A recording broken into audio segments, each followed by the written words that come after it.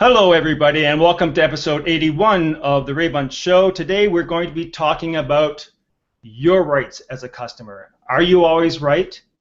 Do you think you're always right? Do you try to rip off the corner store guy or your web designer who you think screwed up your website? What do you think of that slogan, which actually I think it was Harry Selfridge who in 1909 said the customer is always right. Now, at that time, that could have been revolutionary. But have things changed since then? Or are we blindly following that slogan so that no matter what happens, the customer is always right? And we're going to ask our panelists what they think of that, and I have a few questions to throw in. And you guys, please leave your comments and questions on the event page, because I think this should be your hot one. So let's start, first of all, by introducing the panel. Let's start with BL. Good morning. I'm here in hot New York City. And it's been just a gorgeous weekend, and I'm trying to caffeinate enough to be ready for this. It's hot here too in Montreal. Actually, it's like Seriously? I think there's a humidex of like 35 or something ridiculous. It's like July. I don't know what's going on. Yeah. Well, it happens every year, and everybody gets all excited, but then it cools off again. Jessica, how you doing? What? I am so good this morning, and I know it's afternoon for you guys, but I brought my tea with my Fox cup that says, "Set your spirit free," which I think is great for this conversation today. Foxy. All right. Randy. Hello, everybody, and I'm in Georgia, and I'm hydrating with nice club soda today, so keeping cool. Oh, really? And I will say that I've been wrong at least once every day of my life. So. Hey, good for you. See? Authenticity. Hashtag. Okay. Scott, how you doing? Well, I'm doing really well from Seattle, Washington, home of Starbucks. So we caffeinate here, even if we other brands, we have that mental attitude, and it's always beautiful. Right now, 52 degrees and kind of overcast. So looking forward to a hot show today. Hot, hot, hot. Okay, so let's start. Customer service. Now, I've worked in the restaurant for a number of years, and anybody who's worked in the restaurant business for any kind of time knows this is a real big issue. There's always complainers, always people saying there's something in their food or the food wasn't done right. And, you know, it's hard for a manager to sort of know where to draw that line, because there's always this background suspicion that someone's, you know, ripping you off or taking advantage of you. Most times you have to swallow your pride and deal with it, you know. But I have to say, I have to admit, that there is a line that I won't cross, and maybe we'll get that to that point later. So someone's going to have to remind me to get to that example later, because right now I'm going to ask the first question. And that is believing the customer is always right good customer service? So who wants to start? Yes, Via. Well, many moons ago, I did the publicity and made famous the East Coast grocery store named Stu Leonard's, and they have a huge rock outside their store, and it says, "Rule number 1, the customer is always right. Rule number 2, if the customer is ever wrong, reread rule number 1." And I said to Stu, you know, Stu, do people rip you off? Do people game you? And he said, 2% of people are dishonest, and I'm not going to penalize 98% of the people who are honest. The people who respond to being treated the way they would like to be treated are far, far, far more, and if they sometimes are wrong, so what? I look at my customer as a lifetime value of thousands and thousands of dollars, and that's worth gold to me. So I'm with him. Okay. Anyone else? I would probably say the term, it could fit, but I think I would change it and just say that the customer, and BL said this, is the ultimate value. You know, I think that 2% number might have been right for that gentleman and his business. Another business that might be a little bit more if they adapt that the customer is always right. And as you said, Ray, in your business, in the restaurant business, you kind of always had in the back of your mind. But somebody, I mean, you know, what is a medium rare steak, right? To me, it might be bloody. To you, it might be pink, right? I mean, so you're going to always deal with that. And somebody might just, you know, the cynicism comes out that, well, they just complained because they thought maybe I would comp the meal to them or something like that. So. Sure. Anyone else? Core values, baby. Core values. That's what I would say. So the answer is yes, the customer is always right. But yes, the business is probably also always right. And it comes down to the values that the business owns and if they allow their employees to model the values in a way that support the customer to create the ultimate experience for them. So you're valuing every asset. You're valuing the employee asset or the resources. It might just be you, and you're valuing your customers because you have common ground in you have a common value set, and that's been communicated ahead of time. So there's a set expectation of what will happen or how things will. How does that translate then to actionable in terms of how an employee or staff interacts with a customer? You're saying it's a culture about valuing everybody, but in a real one-to-one basis, how does that translate into that? I think it comes down to what a company wants, because if a company says they're one thing and they say one thing, but then they hinder or they tie the hands of somebody who's trying to do the customer service and the customer service rep cannot solve the problem, it just creates frustration on both sides. Okay. And so I think there's a little bit of walking the walk. That's a huge issue. And the issue is that really who should be dealing with customers are the executives, not, minimum wage people tied to a telephone. I mean, the people need to be empowered to solve problems, and there are very few businesses that do that, with the exception of companies like LL Bean and Zappos and Fresh Direct. I just had an amazing experience with Fresh Direct in New York. When the employees are empowered to solve the customer problems, you don't need to have arguments with customers. But a lot of companies, like you just mentioned, BL, the key, Ray, is what kind of caliber person you got standing there, whether they're a minimum wage or an executive. What caliber person are they?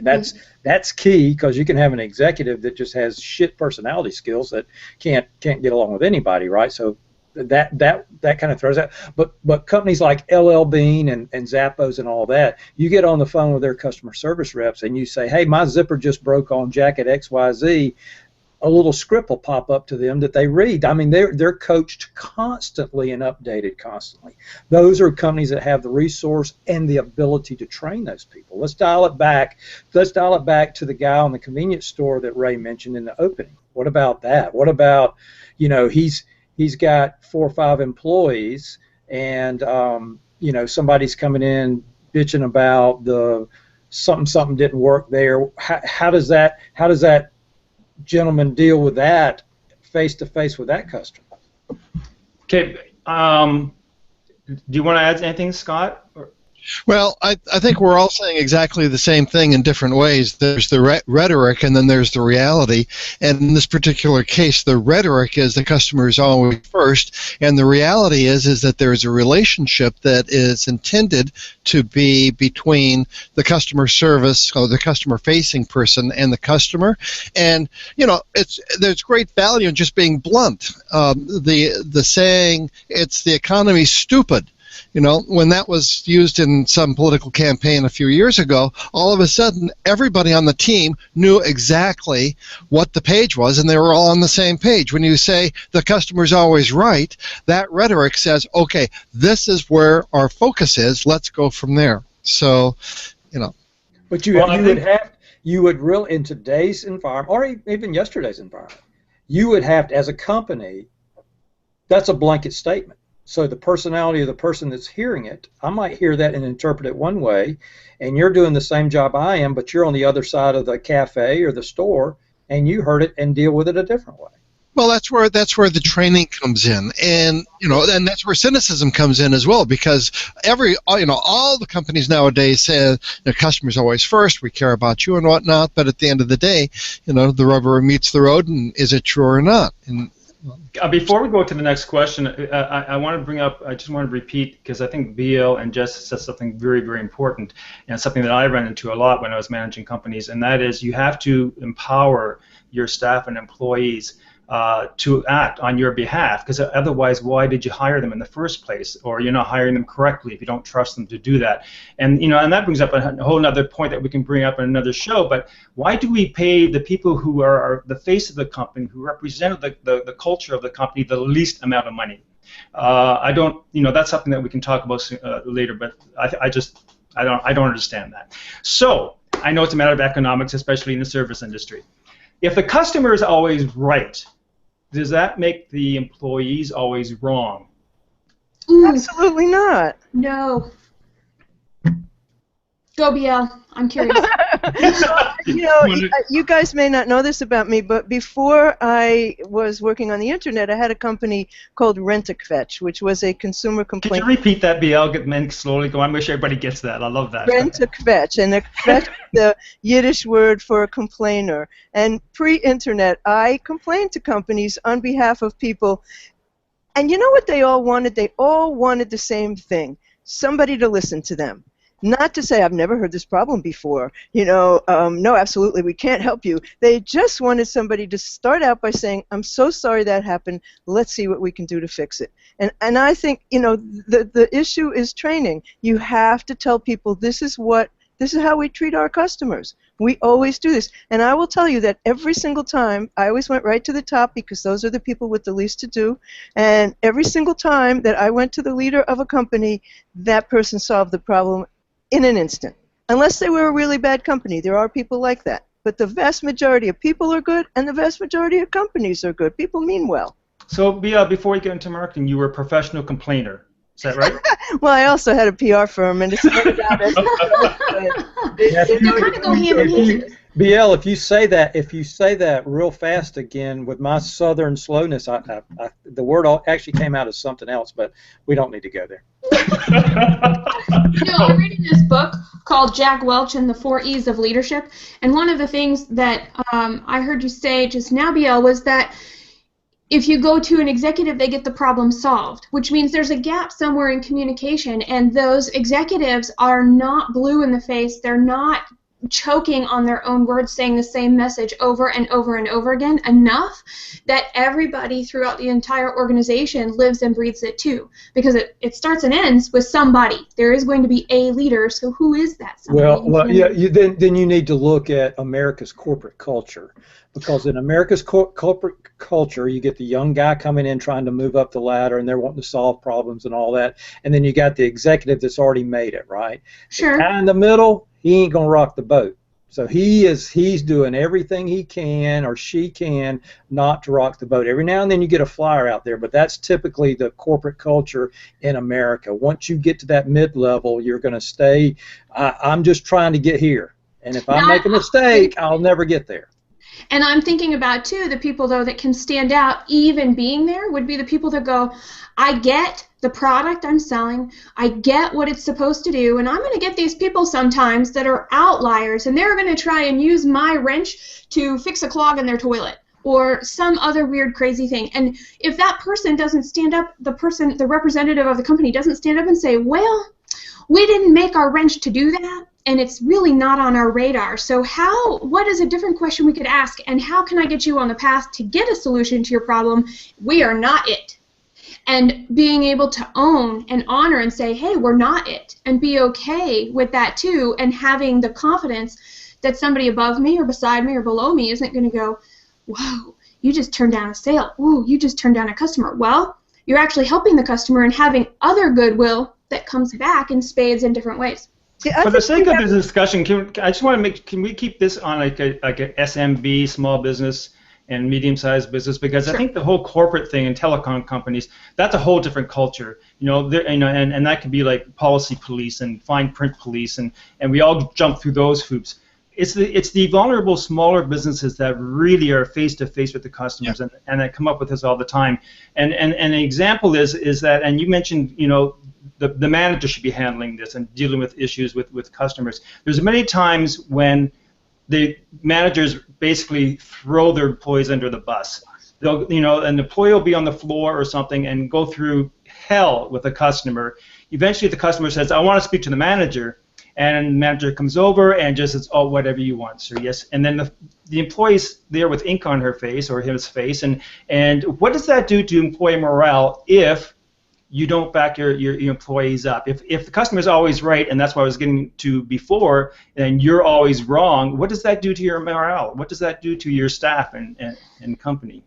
You're absolutely right. I mean, it does make people feel horrible. But there's something we can't ignore in this conversation, and that's social media. You know, no matter who it is, a lot of people are able to go public with their complaints. In the old days, it was between you and the company. Now it's between you and everybody. And companies that aren't watching and companies that haven't tuned into this happening can be hurt very quickly. And, you know, at the very least, they need to be listening. And right now, things have changed immensely in terms of the fact that tweets are now showing in Google search. So if you're not responding to customer complaints right now, that's going to show in Google search on your company. So the game just changed in a big way, and companies that aren't paying attention to issues that people raise need to figure out a way to do it, and quickly. Oh, there's a workshop course for you right there, how to deal with complaints. And it's the most challenging for it is. Whether it's real life or social media. Well, customer service is the, you know, Ray, you mentioned why do we pay people the least? I don't, you know, some customer service reps are probably in the lower end or the majority of them. You know, you think about the person that checks you out at a convenience store or a local little buy right or whatever. You know, they're probably minimum wage or a little bit better than that, and they're the face. They're probably the only face that you deal with when you go into that establishment. You know, so it depends on what kind of character they have. Now, in my neck of the woods, it is difficult to find employees to do those type jobs, and employers will tell you that, man, I just got to get a body in there.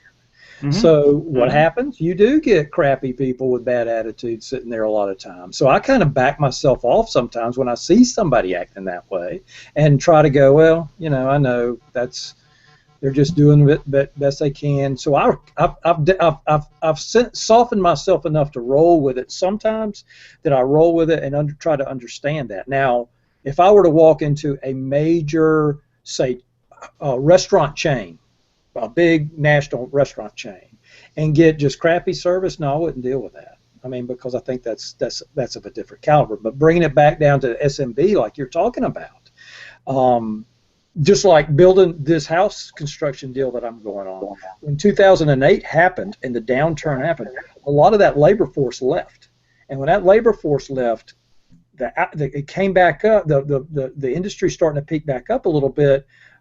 They're telling me they can't even get delivery truck drivers. Every one of these suppliers that I've talked to says, man, I need employees. I just need somebody to come work. Well, maybe that's because they ought to pay people more. Well, maybe. Maybe the jobs would be more attractive if they did pay a living. But there again, Bill, that's an easy statement to say. As a small business, that's all part of the business plan of how they're structured to pay their employees. You might be totally right for some, but I can't just say that as a blanket thing for everybody, because a lot of places offer, a lot of small businesses offer benefits package to a group of 30 people that, you know, they go above and beyond, you know. It's a difficult situation in the service industry, especially because the whole model is based on minimum wage.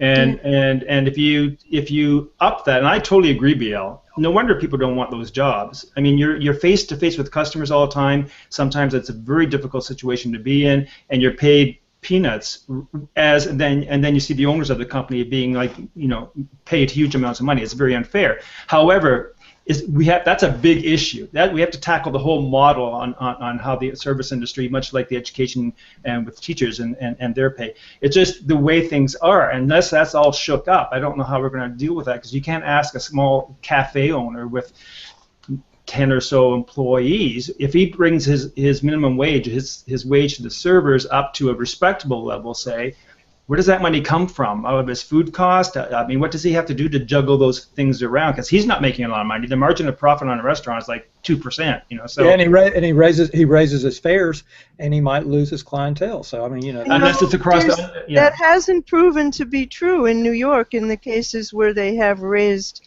the pay of people who work in the fast food industry. That has not destroyed the business. So you know, there are businesses. We have Costco, which is a warehouse business, and they pay people more, and you go into Costco and people treat you better. Yep, and that's what and that's the point I want to make about the customer service. I'm sorry, Jessica, to cut you off. That's the point about protecting your employees. I hear an echo. That's bizarre. Okay, everybody off?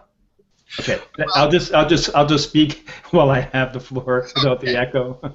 And anyway, I just want to say I think the whole model has to change before we get there. But in terms of customer service and the customer always being right, if you don't protect and you don't stand behind your employees, then I think you're going to have poor customer service anyway.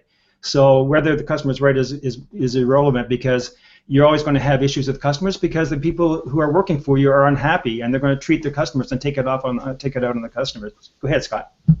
Well, actually, the conversation is moving on. I was just going to say that there will be a case study in Seattle because all businesses, even small businesses in Seattle, within the next few years are going to be paying $15 an hour minimum wage, which is many more dollars an hour than elsewhere in the country. So we'll find out how small businesses and restaurants can work.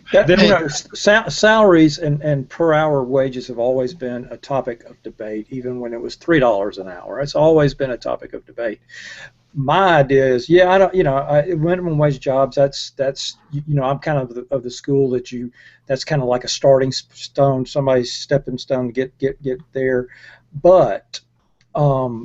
I think that, and we all talked about this a little bit, depends on the culture that you're giving your employees. Not all employees are wanting more money. They're wanting to be recognized for a good job and a pat on the back and saying, hey, and the empowerment part. Jessica, I'm empowering you to make that decision up there at that cash register. If somebody comes in, you're a bright person. That's why I hired you. You make the right decision. And I'm going to stand behind you when you do it. Now, and then say she does make a decision that maybe is out of bounds of what I saw as right. I wouldn't say anything in front of a group. It would be a conversation in private, right? So, I mean, that's coaching. Yeah, for sure. BL, who do you have up here?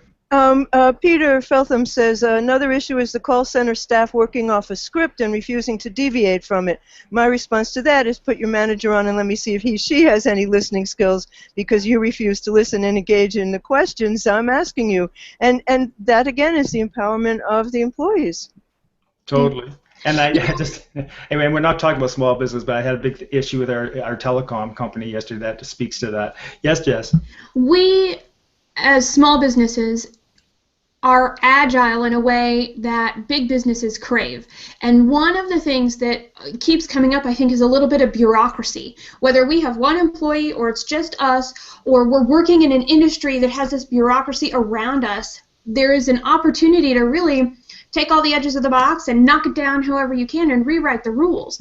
And being a business owner or being a leader in a small business, that listening, the observation, really gives the opportunity to try and figure out how can I change the game to make me stand out, because in the end, that is a point of differentiation regardless of business size.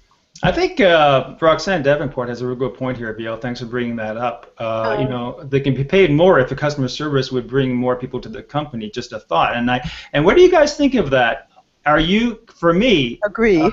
I go to a restaurant or a store. For me, service is my priority. I mean, I'll do with maybe less than spectacular food or whatever else. But if I have superb customer service, I'll definitely forgive all that. I agree.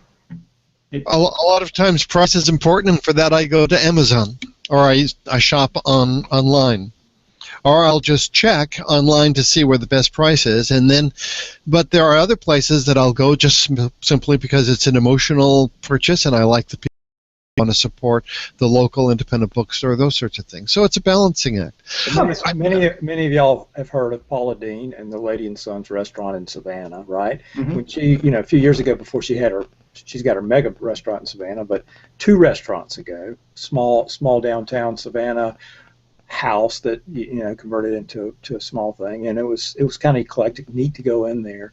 But the waiters and waitresses were known for, they'd be standing there talking to you, and they would just break out into a song and sing to you, a cappella, and that was part of the deal.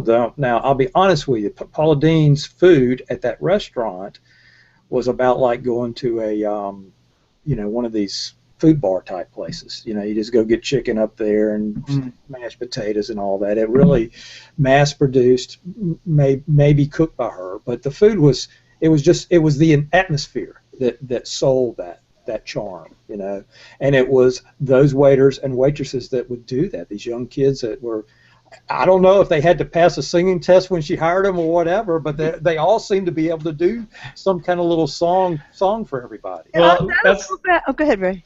No, I was going to say exactly. I had a job. I managed. It was called Studebakers. It was a restaurant pub thing here, and it was. We had to, and I had to audition the waiters and stuff because we would, you know, they'd be playing a song. The DJ would play a song, then everybody would just stop and do a whole routine to the song.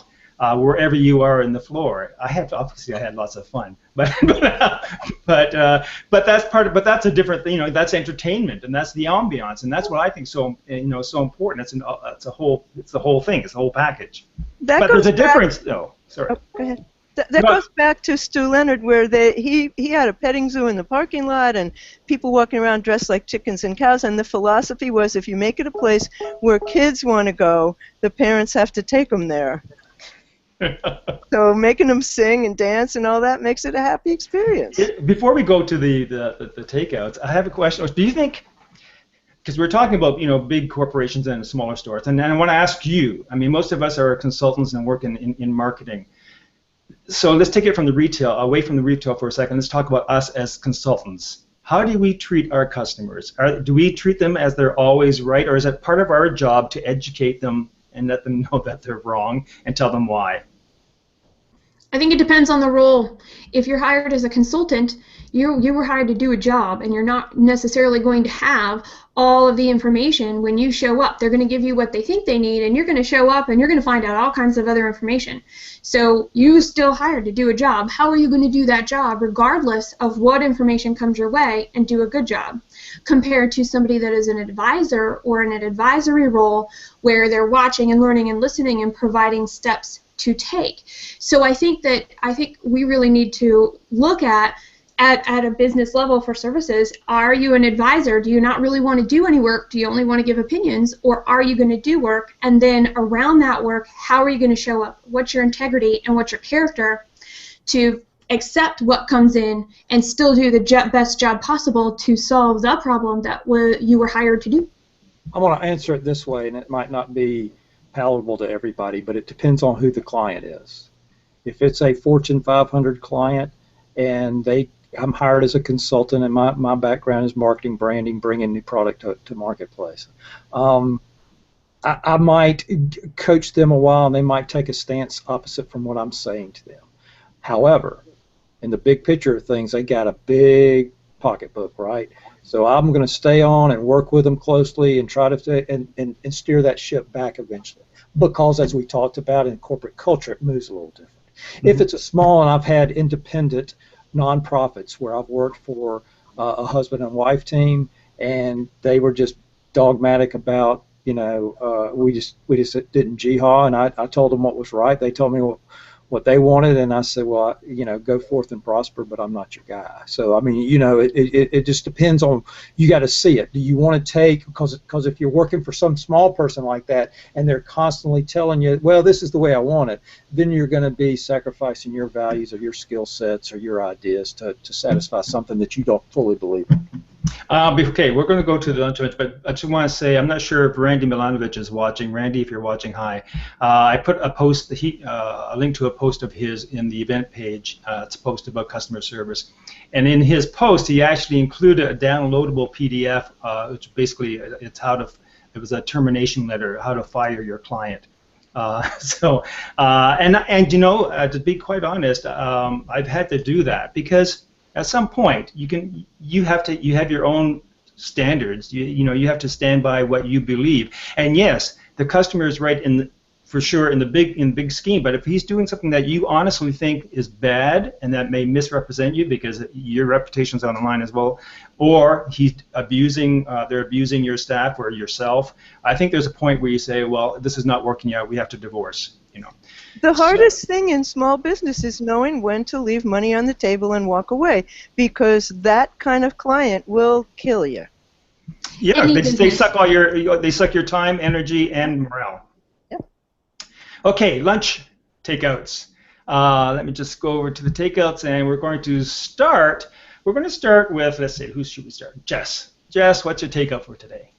So I brought an article from Karen Dow, and she's talking about when solving user problems go too far. And one of the things that I think is really important to take away from this is that when a product or a service is created, a whole bunch of things are defined. And then forgetting to go back and looking and seeing, well, if I'm not making the sales that I want, or customers don't seem really happy, or no matter what we say, nobody's getting it, looking at a company from that perspective is figuring out what are the questions to ask, and to make consistently good decisions requires input from every part of the business and going back to the reason that the product was originally created, and then is it still solving that problem, or is it solving a different problem for people? And is it actually profitable to be doing? And if it's not, what are the tweaks that need to occur? What are the next questions to ask to create the forward momentum? So that's a great article. Yeah, sort of like, it's the head up your ass syndrome kind of thing. You're so busy and navel gazing and come give these smart, clever solutions, actually paying attention or listening to your clients who have the problems that you should be solving. Scott, what do you got? Okay, well, from Seattle, Nordstrom's is based out of here, and there's just a wonderful reputation. They have a wonderful reputation for being very customer focused, to the point where there's a story that goes around, and there are many, many different versions of it, but basically this high-end department store had someone come in with some snow tires, plopped it down, and said, I want my money back, and they refunded, even though obviously they don't sell tires. And they have gotten more mileage out of that story than you can possibly imagine. So my takeaway is from Snopes. Rumor has it, and they kind of look into the veracity of stories like this to see if it's apocryphal or not. And you'll just have to read to see how true they think that story is. It's easy. It's really. I found that article really interesting because they do go back and forth and saying, is it a myth? Is it a legend or not? And it doesn't matter, is it? It's perception. And so, if the customer believes that, look at the business. As you say, look at the business they've got. Oh wow, BL, what do we have? Oh, give me a quick reminder. Okay, I'll put it up on screen. Yes. Does this ring a bell? Yes, it does. It's yesterday. My memory's short. This is about how you create evangelists who become marketers for you by treating the customer well, and it's filled with examples. It was a really good take on the question that we've been discussing here, so it's worth a look. Thanks. Brandy, you left something on the event page. You want to maybe... Yeah, I would say that this subject, and we kind of talked about it in the pre-green room about, it could create a battle between the panel right here. We probably all got different ideas about it and everything. And I personally had an incident with a college professor one time that got my lowest grade. It was a C, but that was the lowest grade I ever made in college in that class, because I got into an argument about the customer being right or wrong, and I took the side that they're not always right and that you can't. And of course, they were the CEO and they were the boss, so I lost. But anyway, I do think that. So I always think about, and I have this crazy, weird, twisted sense of humor sometimes. But the Frank Milner Sin City, the short story, the original short story that Milner did before he went into the movies, and it's the title of it is "The Customer is Always Right." So the subject matter is go look at that movie, figure out why he shot her. That's why. Figure out why he shot her. It's excellent. I love that movie. And now I'm going to have to go watch it again because the artwork is incredible. He tells you when he's talking to her. He tells you why he shot her. So you just figure it out. Okay, everybody. It's on the event page. Go check it out. So thanks, everyone. It was a great show. If you have other questions or comments, leave them on the event page, and we'll get to them. And we'll see you next week for episode 82. Take care. Bye-bye.